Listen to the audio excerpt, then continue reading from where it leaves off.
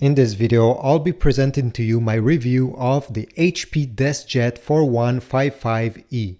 I have printed many test sheets to compare the colors, and I even printed pictures on glossy paper to give you a better idea of the capabilities of this printer. But first, I'll give you a tour of the different features before commenting on the different results. So this printer is on the bigger side compared to other desk printers, and there's a good reason for this. It's because it has multiple features, including a top scanner feeder. What it means is that you can put many sheets of papers, I should say, inside of this scanner, and it will do the job by itself. It will take them, scan them without you having to touch anything. It also has a more regular scanner. Over here, if you want to place your document, you just put it there. This is better if you want to scan pictures, since the resolution of the scanner is much higher than the top feeder one. To give you an idea of its size, it's about 17 inches by almost 8 inches tall and close to 13 inches this way.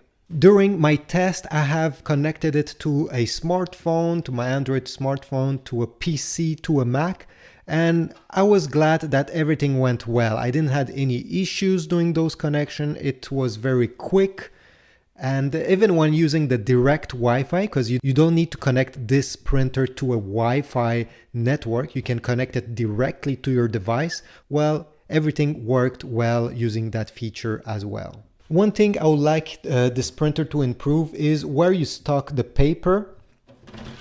You need to lift this and put it this way, and this is where you put the blank sheets of paper that you need to print on.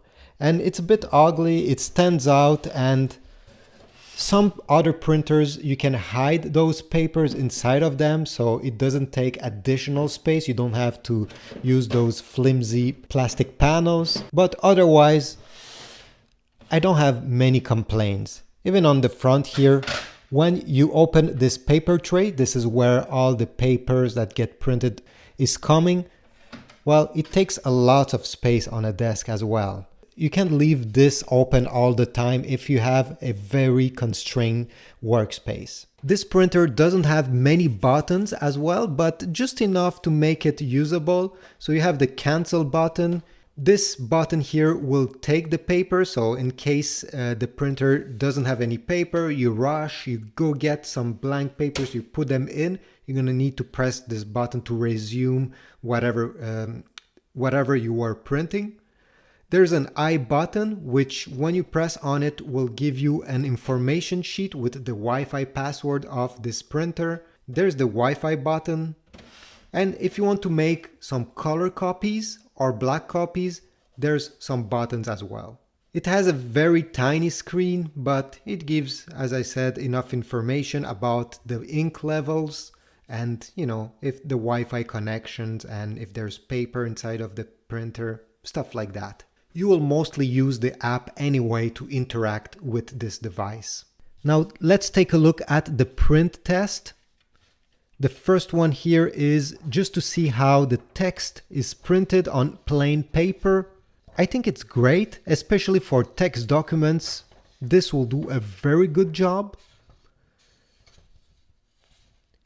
Over here, if we zoom in, we have some lines appearing, but nothing serious. For a printer of this category, these results are very good.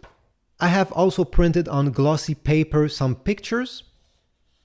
The colors are vibrant. The resolution is, again, quite good. There's better photo printer if you want to print pictures. I won't recommend this specific printer if you're only gonna use it to print pictures. Here you can see, if we zoom in, there is some lines where the mountains are. I don't know if you see them. Even here. You really need to look closely to see them, but it could be annoying if you expect some professional work. If we look at the color and graphic test print, it has no issue. There's no visible tint over these images, and the resolution doesn't blow my mind away, but again, for its category, you can't expect better than this. I think this is a great printer for office work, or even if you need a printer for school where you need to print in color. If you're just gonna print in black and white, just go get a laser printer. It will be more efficient to run this way. And finally, we have the picture test print on plain paper. This is how most of the people will print their picture. Great details. It doesn't have, again, a tint, because I know some printers will have like a magenta tint or a greenish tint that will ruin the picture, but in this case, no. The colors are somehow accurate, and the details are great in the shadows as well. Overall, as I said, this printer will be great for a small business or a student. If you expect very high resolution pictures, and if you rely on this to present, let's say you're a photographer, you present your pictures, your work to some clients, I'll go look for a photo printer.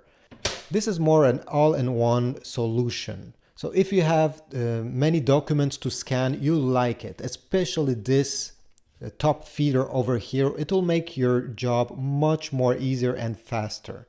I can think about teachers as well that needs to print many pages in color and to scan all the exams, everything. You just put them there, you press a button and everything gets scanned in just a few seconds or minutes. So thanks for watching. I hope this video was useful. If so, please leave a like, comment down below, subscribe to this channel, and I'll see you in the next one.